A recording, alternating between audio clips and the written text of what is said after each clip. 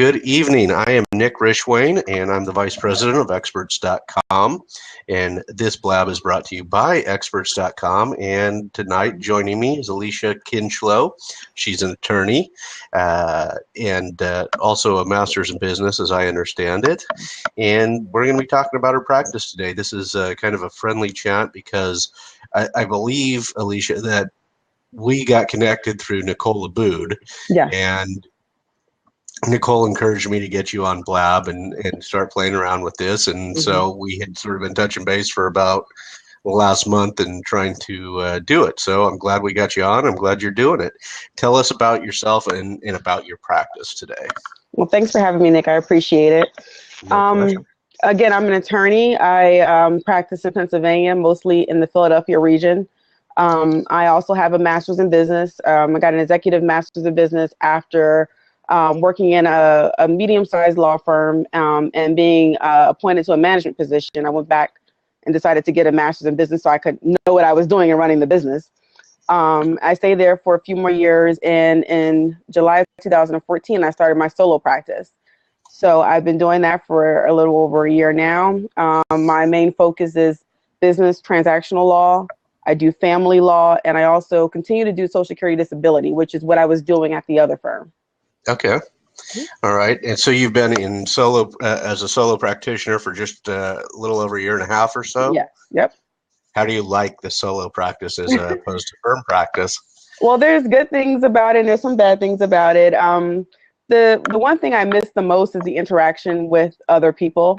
Right. I managed a staff of about 140 people. I had a lot of attorneys working with me. Yeah, and I really miss that. I enjoy coaching. I enjoy mentoring, the trainings and all of that. So I don't get that interaction as much. I am in a suite with other lawyers, so I do get an interaction at that level, but it's not quite the same. Yeah. So that's what I miss the most with the firm is really that that level of working with other people. And that was, so you must have been with a pretty good sized firm if you had a staff of 140. Yeah. Yeah.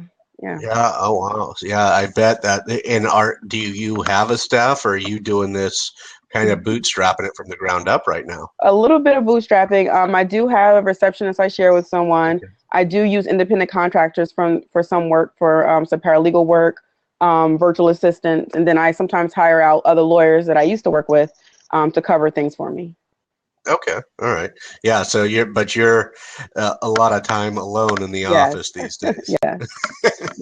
And does that get tiring? How do you, I mean, the nice thing about being in an office myself is when I can't focus any longer, I can walk out, talk to a coworker or a staff member. Gives me a little bit of freedom that way to then come back, sit down and refocus. How do you do that these days? Well, since I'm in the suite with the other lawyers, I get the opportunity to do that a little bit. I've made an excellent relationship with the firm that I used to be at. So I actually spend maybe one day a week actually having lunch with the people from that office. And they're just a block away, actually. So I still interact with people if I need to. But yeah, you're right. Sitting, and, today I'm working from home, for example. So yeah, all day long I'm here and there's no one really to talk to. So, it gets a little boring, a little, got to break up the monotony a little bit, but. Right. That's, that would, I've always found it difficult. Even when I work from home in my current position, I feel less effective because I feel like I can be, and this may not be the case for you, but for me, it's that when I'm there, I get distracted easier, or I'm in that I want to relax mode. You probably don't have that.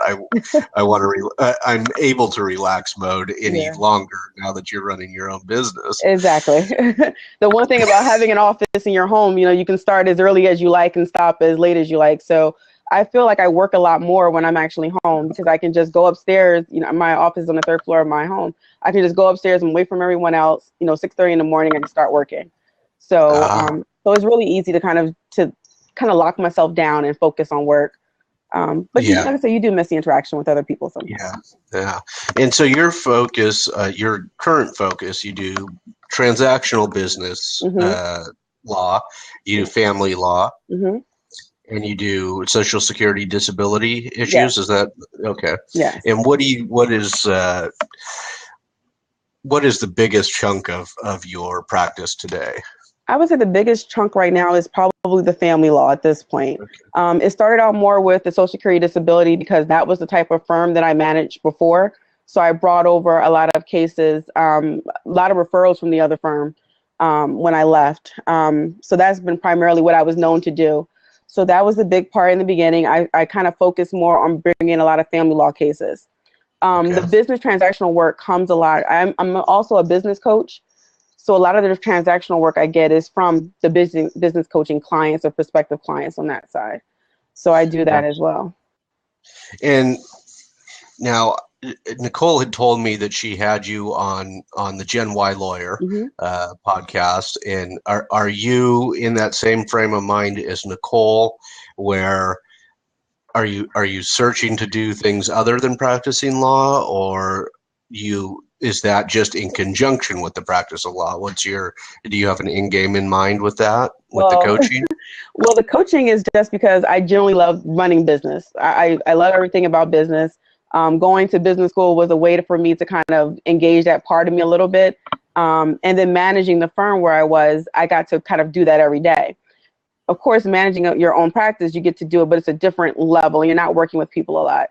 So business coaching kind of helps feed that interest for me. But I really, really, really love practicing law. I love being a lawyer. I love going to court. I don't really see myself giving that up. Okay. Yeah, which is strangely enough, am I getting an echo here? I may be. Strangely enough, a lot of the attorneys I interact with on social are generally looking for something else to do. Yeah. Like they've had enough. I never practiced. And here I am on social. Yeah, I'm in a law-related business, Experts.com, but I'd never actually practiced. I went to law school and found a different way to live my life, mostly because so many family members had gone to law school, practiced law, and gone to do something completely different. Learned business by being lawyers and went into business separate from practicing. And so it's refreshing to hear somebody who really loves the practice, and you like going to court. Do you do a lot of trial work, or is it more motions and hearings and things like that? Mostly motions, hearings, a couple of trials, but really motions and hearings for the most part. Yeah. The majority of family law stuff doesn't really go to trial, right? Yeah, it's usually you can get away with not having to get that far. Usually if it's that far, it's pretty involved. So mostly motions and hearings, yep. Okay, all right. Yeah, and what about it? Speaking from my own experience from the first time I took family law, I could tell you I had zero. I loved the constitutional stuff that was behind some of it, but I had zero interest in ever practicing family law. How did you get into it? And how do you tolerate some of it? I guess would be my. Well, I'm very selective about the clients that I take. That's the one thing about, working for yourself too. You can choose which clients you take on. When you work in a big firm, you kind of get what was given to you at times. So I'm selective about the clients that I take. I look at what they're bringing to me and whether or not I believe them, sometimes whether I like them. Because especially with a family law case, you're going to get them. People are going to be calling you a lot. They're going to have issues.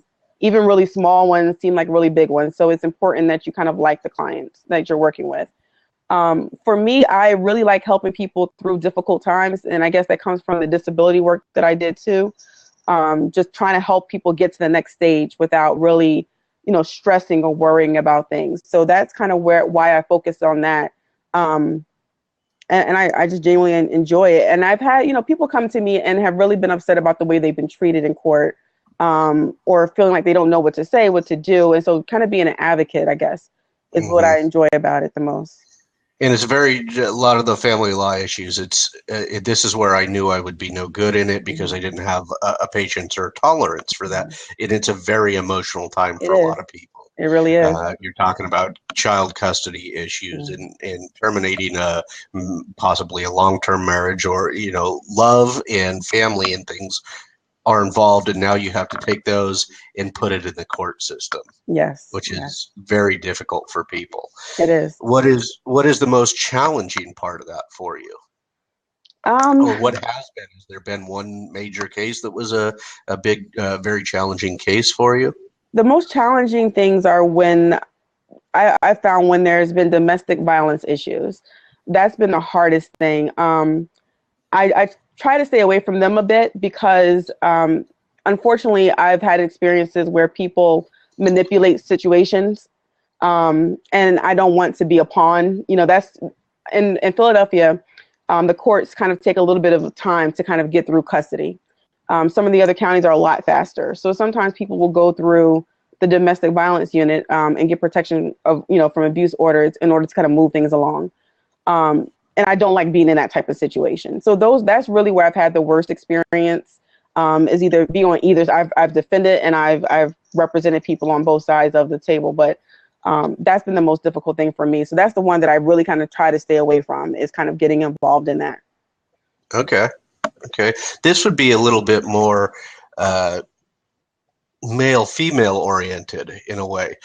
Do you find ever that there's a difficulty of men wanting to come to a female attorney to represent them in a case, or is that a positive? Is it a negative for them? Or are they a little uneasy about that? How does that affect the practice? I found that men tend to gravitate toward women. So I found the exact opposite. I feel like they feel like if a woman can kind of represent them, and maybe it softens them a bit.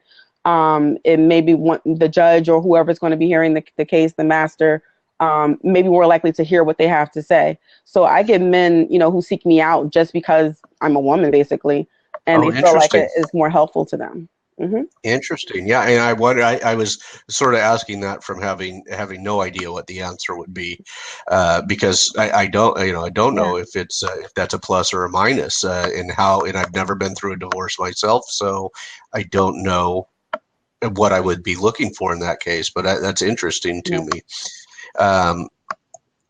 And have you found it a plus, do you think, as well, from a attorney standpoint? Do you think the judges view you differently when you're representing a man? Have you noticed anything that way? Well, I would say probably a little bit difference in between them being represented by anyone and them being unrepresented is probably the biggest thing. I do feel like there's a difference between that. I can't really say that the judge treats them differently, but I do find just having representation helps. And I think maybe having a female representative may help. At some points in my practice, I did focus a little bit more on fathers' rights. I tend to actually run in June, I run a program where I focus on fathers' rights, and try to get fathers to be a little bit more comfortable in coming out and asking for custody, not being afraid of child support, just kind of giving them more information about the issue so that they're not afraid of the court system. A lot of fathers are just afraid. They think that if they go to court for child support, they're going to have to give their whole paycheck away, and they have no context for what they're going to be looking into. So I do focus some of my practice on fathers' rights. Do you think that is that kind of across the board, not just fathers' rights, but mothers as well, a fear of the system, just not understanding it, not understanding the court, the court system in our country? You mentioned people being unrepresented, and how that's I would never recommend it based on my knowledge of the system, but is it a lack of knowledge of how the system works? Is that what gives people the most fear? Well, I think that from my experience with regard to family law, I feel like women seem to be a little bit more comfortable in going to court and asking for whatever it is that they want. And whether that's because there historically has been this idea that children will stay with the mother and things like that. I feel like mothers are a little bit more comfortable even doing it pro se or just going period. I feel like fathers are a lot more hesitant. I have fathers who have custody of their kid, are still paying child support, and are just afraid to go because they're afraid they're going to lose whatever they have going on. But I do find that women are just seem to be a little bit more comfortable. That's fascinating to me, because I know I looked, you and I went to law school at the same time, 2003 to 2000. I graduated in 06. I think you were 07. Yeah, an evening program. I was an evening program too. I guess 2002 to 2006, I guess. I was an evening program as well. But what's interesting is when the laws for family law started to change, and I'm speaking more in California, it may have been similar in Philadelphia, they really started to change in the 80s, in mid 80s. And before that, it was kind of the primary caregiver being the mother, and men often did lose and that has significantly changed, where the best interest of the child really came into play. Yes. And now I can't say that it's changed entirely, but does it seem that that is the reason? Maybe the generation above us telling their sons, you better get a lawyer because you're going to lose bad, because I lost bad when we went through it. I think that might be what it is, because the same thing here, it is the focus of the best interest of the child and not the parents. And there's not supposed to be any more weight given to the gender of the parent either. But historically, that's what people have known it to be. And that's kind of what they continue to think it is. So, yes. Yeah. I feel from personal experience that what the fathers would have said to the sons is, you're going to lose big time if you don't do it right. That is how, because in our experience, up until about 85 or 86 in California courts, it was really weighted towards the woman, and it's just not the case anymore. What are the custody issues some of the most difficult, other than the domestic violence-based issues? Is the custody the most emotional, or is the divorce aspect more emotional? The custody seems to be the more emotional, for me at least. For you? For me. Okay. I don't take very complex divorce cases. So a lot of the things that I'm seeing, the parties have either worked it out, or there's not a whole lot of assets that are involved. Or I've dealt with post-settlement issues. So where there was an agreement that isn't being held up, the other side basically is a contempt of whatever the settlement agreement is. So I've dealt with that. And by that time, the parties have kind of already separated. They just want whatever money they're owed. Okay. So the emotional part for me is the custody. Okay. And you mentioned not taking on really complex divorce cases. Is there a reason you don't do that, or have you just not had the opportunity at this stage yet, or you actually try to stay away from those? Well, for me, because my practice is still fairly new, I'm not taking on more than I feel like I can chew at this time. So I am paying attention to what I'm deciding to take on, and making sure that I can handle whatever work that I'm bringing, especially when it comes to a divorce and assets and things like that. Right. Now, where else, this is probably uncommon to the layperson, what other issues, other than custody and divorce, might a person need a family law attorney? Because for the most of us, we think of it in those settings. Are there other issues where they would need your services as a family law attorney? I'm thinking. Sometimes what I see is with regard to businesses. So some family-owned businesses, that usually comes into play. Dividing of the assets, what I call business divorces. Sometimes that comes into play as well. One of the partners may have a spouse or who has interest in whatever else is going on. So that's an issue I usually see. Of course, there's child support. Those are and the states and trusts, really. Okay. And the last thing I've seen too, of course, is guardianship, power of attorney, things like that.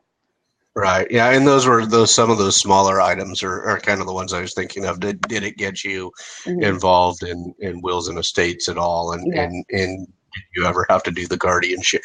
We call it a conservatorship for an adult here in California, guardianship for a minor. And I just wondered if you get involved in any of those items as well. Yes. Yeah. Okay. And so tell me then about the Social Security practice, the disability practice. So this is what you did at your former employer, and brought some of that with you. Yes. So I did that for a very long time. From the time I worked at the other employer for 17 years. So basically right out of high school all the way through college, law school, everything. And that practice was dedicated really to Social Security. So I knew that in and out for a very long time. And very comfortable with disability practice. So that's what I brought with me. I still do that. I still have a really good rapport with the judges that I used to see, the attorneys that I would see. So I do, a good part of my practice is still doing that. Okay. And what is that for those of us who have never practiced or who may be lay people who may have such an issue? What does that usually entail? What is Social Security disability? So there are several different types of Social Security disability benefits that a person might be eligible for. In politics, we hear it called entitlement benefits, but it really doesn't speak to exactly what all it involves.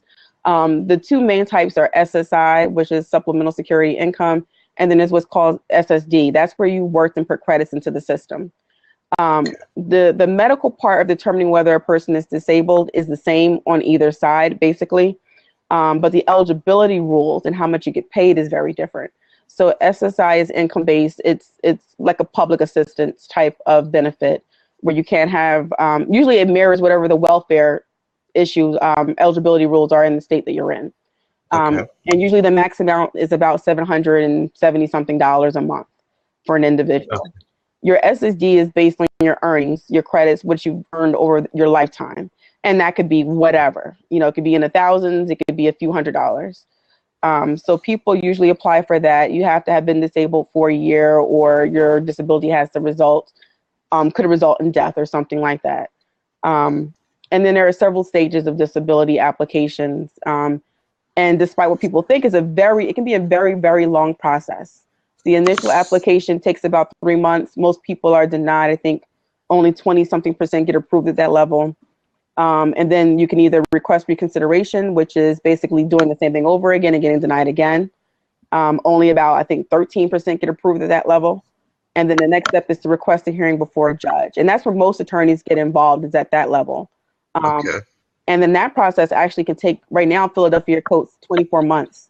So it could take 2 years to get a hearing before a judge.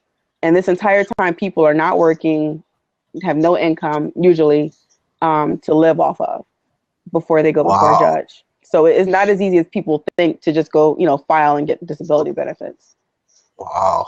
That is incredible that it would take that long. Yes. Now, is there a back pay involved in that? There is a back pay involved. So it can go back to, for SSI, it goes back to the month after you filed your application. For SSD, it can be up to a year before you filed your application. Okay. Now, this has always been interesting to me because in my previous not practice, but when I worked for county mental health years ago as a conservator, we had to file for people and get their SSI. And I always wondered how an attorney got paid out of doing this type of work. So the amount an attorney is paid is regulated by the government. And so our fee agreements have to be approved. And generally, most lawyers use the same fee agreement. It's 25% of the past due benefits up to $6,000, whichever is less, plus any costs in the case. So unfortunately, with cases taken as long as they do, you could get a max payment of $6,000 per case. Wow. Okay. That would be a max. That would be a maximum payment. That would be a max. Yeah. Okay. That covers costs and everything that you put in. That covers costs because unfortunately, a lot of the work is really just waiting. So you're going to talk to your clients. You're going to help them fill out forms. You're going to kind of make sure they're going to the right doctors. That's the other part, is kind of being an advocate, because a lot of times people don't know what to ask for. They don't know to push their doctors, or they can't afford treatment for whatever reason. So you have to be an advocate in that way. But a lot of the time really is doing those things, getting the right documents in, and then going to court and arguing the case. Okay. All right. So is the Social Security disability practice, is that a form heavy practice? Is it a lot of paperwork involved in that practice? It's not a lot, but it really is about forms. Luckily, everything really is electronic at this point, which is awesome. So you can submit everything. You can kind of see everything. Once you get to the hearing level, you can see the file online. So it makes it a lot easier to kind of navigate through everything, a lot better than it did when it was paper. So yeah, a lot better. That's and you mentioned something to the effect that when we were talking about doing this, I said, do you ever have any experiences with expert witnesses that might make it easier for me to tie it in? I went ahead and did the interview, even though there wasn't quite the nexus, but it was it worked out fine.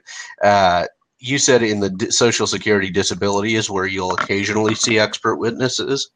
Yes. So in many disability cases, the judge will call an objective expert, which is objective, and they're usually vocational experts. So a vocational expert will come in and testify because the regulations basically require that a judge will have to show what work a person can do that exists in the national economy. And usually they require the services of a vocational witness. And some lawyers go back and forth about whether or not they're actually an expert instead of a witness, looking at the Daubert rules and everything.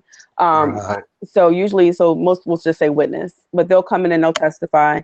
There are sometimes medical experts, psychologists or psychiatrists are the ones you see most often. Sometimes I'll have a cardiologist if it's some type of cardiac impairment. And so who hires these experts, or are these experts known to the court requests them, or is this Social Security has their independent expert, or how does that work? Yeah, so that's exactly what it is. Social Security hires their independent experts. So basically it's the same people you see all the time. I know them very well. I've seen them for years, every once in a while I'll get a new one thrown in there and they'll be there for a while. But they're the same experts, and sometimes even the same judges use the same experts. Okay. And they're supposed to give an objective opinion, as all experts, I might add, are supposed to give an objective opinion about the case, and that's what they're there to do. But I'm sure concerns as an advocate for your client, your concern would be that if they're getting paid by Social Security, or then maybe they are not being as objective. Is that ever a concern for you? It is. I mean, you typically. You typically know sometimes the relation that we all have relationships. We see the same judges all the time. We see the same experts all the time. And sometimes you get a feel that they know what the judge wants them to say, and sometimes they'll say it. And you'll get that too, especially since you see the same experts. The questions don't really change. The facts of the case will change a little bit, but the questions don't really change. And so if you're getting different answers in one hearing room than you're getting in another hearing room, then you kind of have that issue. But generally, the ones that I see most often are pretty good, are pretty fair. And the judges, I think, listen to what you're saying. And, we all have in the back of our mind that we can just appeal this case if we don't like what comes down. And the appeals council hopefully will listen to it and send it back. So nobody wants it sent back. So let's just, do the right thing in the first place. Right. Interesting. So what type of disabilities is there like a common one that you see all the time, or is it just a variety of different issues? I mean, the main ones you see are mental health impairments and then back impairments. Those are the two main ones you see. For the most part, the really severe impairments like severe cancers, total blindness, things like that, those are the ones that usually get approved at the initial level. You don't usually see them at hearing level. Someone's on dialysis, something like that, transplants. You don't often get those. So yeah, you see back cases basically and mental health cases. So you're getting them when that makes sense. So when it's clear and convincing at the outset, those are getting approved early. Generally. When you finally get involved, are those ones where there may be some discussion as to whether or not this is really a disability. Is that fair to say? That's pretty fair to say. I mean, sometimes there's other issues like the evidence just wasn't received or whatever the case may be, or things have developed since the beginning, the filing of the case. The condition has gotten worse, or they finally got a diagnosis and know what's wrong with them. You see that in lupus cases or fibromyalgia cases, things like that. Or even some cancers get determined later. But generally, those are the more gray cases. Right. And that's the sad thing. Working in the mental health arena, that was the sad thing. The most difficult thing is this person is disabled and this person is disabled. But even I couldn't tell when I was representing these people. I know this person could probably be okay, but this one doesn't stand a chance of ever working again. And yet you've got them on this same scale to get benefits. And that's a very difficult issue when one who really it is never going to work again, and one who probably could, but maybe this person is maybe playing a little bit of games or a little malingering or something. The mental health issue is just our society has had great difficulties learning how to address that. Absolutely. As far as benefits and as well as treatment of such. Do they normally have to get just one psychologist to or one psychiatrist to opine in these cases, or do you guys need 2 out of 3 to determine a disability in a mental health type of case? Well, it generally depends on how much other evidence supports the opinion of whoever is giving it. So technically, treating sources are supposed to be given controlling weight because they have the best relationship with the person and they know them for a long time. However, often the opinions don't quite support, because opinions are usually asked in the context of work relations. And that's not how psychiatrists and psychologists treat their clients, their patients. Right. They're talking about mental health. They're not writing down, can this person stand? Can they, that's not what they're looking at. So sometimes It's harder to say that the opinion actually matches the treatment notes. Whereas you get like a complicated examination that Social Security would send them to, and they're asking those specific questions and they're evaluating them based on that. So you'll see judges wanting to give that more weight by discrediting the treating source, by saying that it doesn't match whatever. So usually it's an argument about who really should be given controlling weight. Okay. Yeah, and that was kind of the experience I've had. Who's getting the more controlling weight to the argument? So tell me then about. I should mention we're probably about 35 minutes in. If somebody has a question, I'll preface this with you'll probably want to do your own disclaimer if somebody comes in with a question. But we're here in a friendly capacity tonight. Not to give legal advice would be my disclaimer. Did you want to give your own? Yeah, same thing here. This is for informational purposes. We're just having a discussion. Anyone who's looking for legal advice should really speak to an attorney who understands the facts of their specific case and who's licensed to practice wherever they are. Yeah. Right. And with that said, if somebody wanted to come in and ask a question, are you open to that, Alycia? Sure. Okay. And we'll see if anybody requests a seat. We saw Jen Haverstead was in here earlier. She's another non-practicing attorney who went into marketing, but I think she has now left. And also, if you would, if you guys could tweet it out or share it on Facebook, we'd appreciate that. And tell me then about your business practice. What types of transactional cases are you dealing with, or wouldn't be a case necessarily in that traditional sense? What are you doing in the business transactions area? So generally, trademarks, dealing with issues with trademarks, agreements, contracts in terms of vendors or independent contractors, articles of incorporation, bylaws, and organizational types of things. A lot of incorporating or LLC partnership type of agreements. Okay. Yes. And is there a reason you stayed out of the business litigation side, that you prefer the transactional work? Do you any reason for that? Well, for right now, just kind of balancing everything with the practice. Again, because everything is fairly new. Just trying to balance everything. And since the family law matters are taking so much of my time, the business transactional work allows me to kind of work with those clients that I have that I'm coaching, and deal with their needs, while still be able to kind of dedicate most of my time to the family law work that I have. So, and a lot of the family law, like I said, really, I'm in court, I think 3 days this week. So, and most of it's family law. Interesting.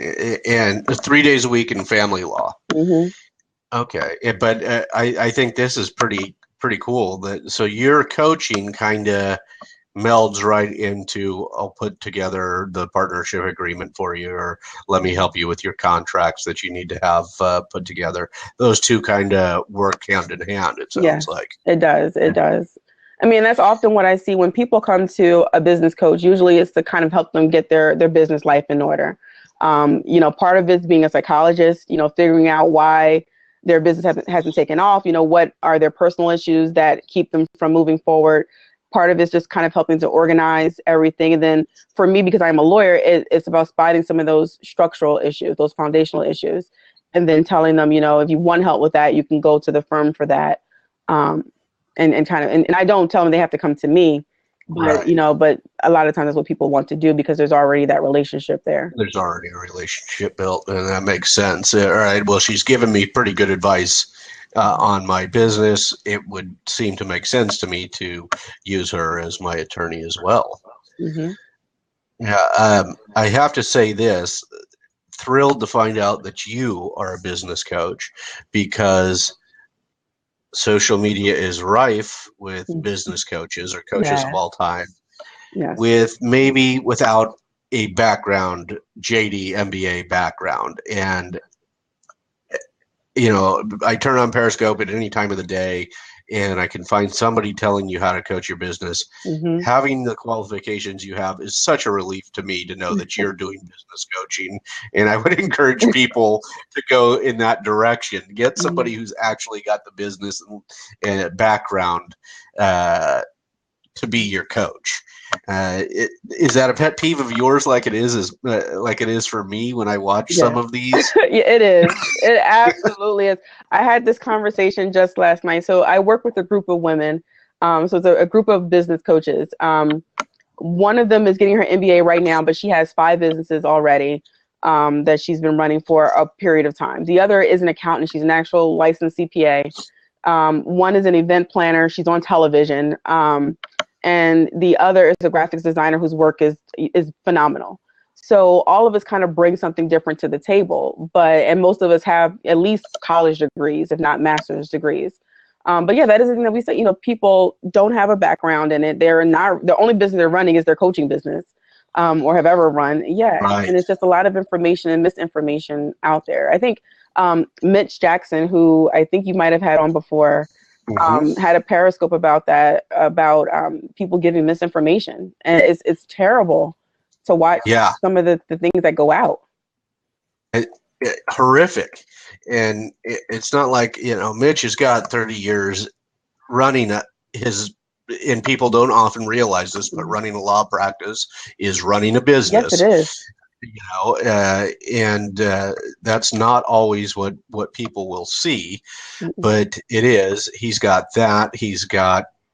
I know he's got his hands in other things, including really going full bore on the social media stuff where he's learning even more. And so when I want to go and learn from a business coach, I want to go with somebody who's got generally more information about running a business than I do. Absolutely. That would be you. That would be Mitch. It would be if I go to somebody whose only business has ever been their business coaching. And I know some beautiful, wonderful people who do that and probably do great for some people. But some of the information is just not always accurate or not always good. I think everybody probably serves a purpose, but I would feel like, please go talk to Alycia, so that you get not only the business background that she's got, but the legal background. The two combined are a pretty powerful set of information. You're going to get good advice there. And it's so frustrating. It absolutely, it really, really is. It really, really is. So no, I feel your pain. Like I said, we just had this discussion on the group chat. It's really unfortunate. It's really unfortunate. And again, some people do give good information. So, I do want to be fair, but at the same time, it's a disservice. I've talked to people who've had business coaches, and I'm learning what they did not learn with their business coach. Right. So yeah, it is a little frustrating. Now, do you think that's because some of these folks on the on social platforms are just talking louder than you, and you're obviously well-credentialed group of business coaches? Is that part of it? I'm on all the time in your face, and that's why I'm getting the clients that maybe then end up coming to you later on. I think that is part of it. Sometimes, whoever's, the loudest is who gets heard. And for us, that's okay. We rather take our time and make sure that we're putting out information that's helpful to our readers or our listeners, and making sure that we actually are giving our clients the time that they need. We limit how many people we take at a time. We're very careful about what we do, and we can't get to everybody anyway. So right. So it is what it is. But I do think that some people are just louder. They have the time because they're not running businesses. While all of these other women that I talked about we're all running businesses during the day. So some people, that is their main business, is coaching. Yeah, and you're right. You guys have been, like you, when we were trying to put this together, you said 6 p.m. my time might be, 4, 5, or 6 my time would probably be one of the better times for you. That's because during the day you're busy, yes. and during the day I'm generally busy. So a lot of my social media is in the evening. Now, because we're using these platforms for Experts.com, there is more during the day, but generally there's other work that's got to be done before I can get involved in these. Yes. And some people that I see on 4 and 5 times a day on Periscope, I'm thinking, well, what else are you doing? How do you do that? Yeah. Right. I mean, I can catch, I catch the morning ones and I catch the lunchtime ones sometimes. But yeah, it's really difficult. So it's 9 o'clock here, my time. So that's a lot easier for me to be able to do. Yeah, and you see you've been in my little news Periscope, which is for busy professionals, right? Yeah. Which I do independent of this. It's like, let's knock this out in 7 minutes because people have got to go do stuff. Absolutely. So where would you tell people to, where should I tell or you tell people to reach out to you if they have questions about business law, family law, Social Security disability law, and or business coaching? What sites are we using for you, and or other platforms? So my website is the best way to reach me for legal questions, which is KinchloeLaw.com. And through that platform, you can get to requesting consultations, requesting questions, things like that. On social media, all my handles are AAK ESQ. So, which are my initials, Alycia A. Kinchloe Esq. So that's the easiest way to reach me too, is just to find one of those things and reach out to me that way. Okay. And I'm going to put your Twitter, it's your handle across the board, as you said, but I'm going to put that in as well. Should probably. That's her Twitter handle for anybody who needs to reach her. What if we were to go through your 3 areas of specialty and give like 1 minute items of each, like what you need to know? Can you do that? Could you come off real quick with like, if I get business transactions, what would you recommend somebody do? I guess business transaction is a little too. Well, I think I can do it. All right. So business transactions, spend the time to get it done. People come to me later to fix things. It's a lot harder and it's going to cost a lot more money to fix it later. So spend a little bit amount of money it takes to organize your structure the right way, to get the right agreements out. Business divorce is a lot more expensive than having a partnership agreement in the beginning. So that's what I would say for my business transactional clients. For family law, the biggest thing with that I'm always preaching is to just be, is empathy, to be a little bit understanding of the other person's situation, and to take a step back. Emotions are always really high, but in those situations, I would say, you want to take a step back and think about the other party and to just be patient. That's either party, whether you're the husband or the wife, take a step back and have some empathy. Yes. Okay. And then with the Social Security disability clients, my biggest thing is don't give up. So many people give up, especially after that first step, because Social Security basically tells them you can work and they feel like they can't, and then they stop trying. And then they come back 6 months later and they have to start all over again. So for them, I tell them to, keep going, keep telling the doctors what's wrong with you. You got to be an advocate for yourself. I'm going to be an advocate for you too, but you have to be an advocate for yourself with your doctors. So those are the 3 things I would say for those different areas of practice. Excellent. Well done. Without knowing that was coming, you did a really good job with that. Thank you. And what would you tell those searching for business coaching advice, is there one thing? I know what I would tell them, and I now know who I would tell them to go see. Mm-hmm. I would tell them to ask about the business that the coach has had before you. You know, even if they didn't own their own business, but they were a significant part in running a business, whatever position they might have had before they start working, find out their credentials, research their credentials before you basically sign a contract with them. So that's the biggest thing I would tell people is that. Yeah. Because if they were running a business, a significant part of running a business, then they probably do have some good information to share. You just want to know that they've got some business experience other than coaching. It would be, which is what I would think. Well, Alycia, this has been fantastic. I'm glad we got you on. You got to come on more. I think Blab is a great place for you. Do you have any last minute items you want to cover? I feel like we did cover a lot. We got probably about 5 minutes, and if you want, then we'll have about a 55-minute video that way. Any other items? Otherwise, we can wrap it up if you'd like. No, I don't think I have any other items. This is really great. Thank you so much for pushing me to do this a little bit.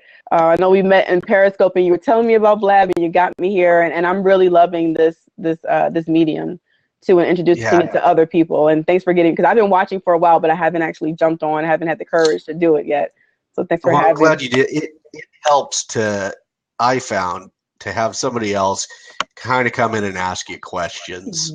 To get you opening up on at least that's been my experience on Blab. So I'm glad that we were able to do that. I wish we had some more interaction, but as people begin seeing you more often, then more questions, more interactions will happen. So what I'll do is probably tomorrow, I'll wrap this whole thing into a YouTube video, which will be up on the Experts.com YouTube, and I'll send you the link. And then if you want to reuse that for any purposes, you're welcome to. Awesome. Thank you so much. All right. Thanks, Alycia. You have a good night. Let me end recording first. Thank you all, everybody, for being here. Joining me was Alycia Kinchloe, Esquire and MBA, business coach and attorney dealing in business transactions, family law, and Social Security disability issues. Thank you for being here. This is brought to you by Experts.com, and I'm Nick Rishwain. Thank you. Bye-bye.